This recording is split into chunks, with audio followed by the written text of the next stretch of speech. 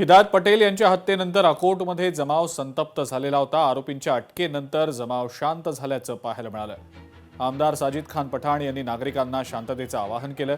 पोलिसांसोबतच्या चर्चेनंतर पटेल यांचं पार्थिव अंत्यसंस्कारासाठी नेण्यात आलं। जो डिमांड थी, हमारी डिमांड पूरी हुई।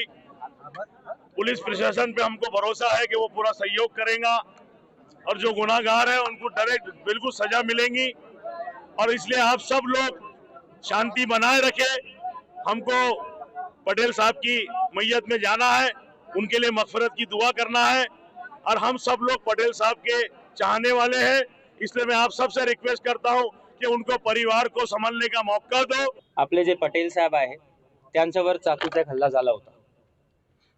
ते हल्ला झाल्यानंतर 40 लोकांची टीमचा गठन केला होता आणि ज्यांनी हल्ला केला होता असा आरोपीचं नाम निष्पन्न झाला होता उबैद पटेल। 40 लोकांची टीम पूर्ण ते आरोपी फॉरेस्ट मध्ये गेला होता, वन मध्ये गेला होता। नंतर त्याचा पूर्ण आम्ही शोध घेतला। 6 तास मध्ये तो आरोपी काल रात्री अटक झालेला आहे आणि आज त्याचे आम्ही पीसीआर घेणार आहे। लोकशाही मराठी ऐका, पहा, जागरूक रहा।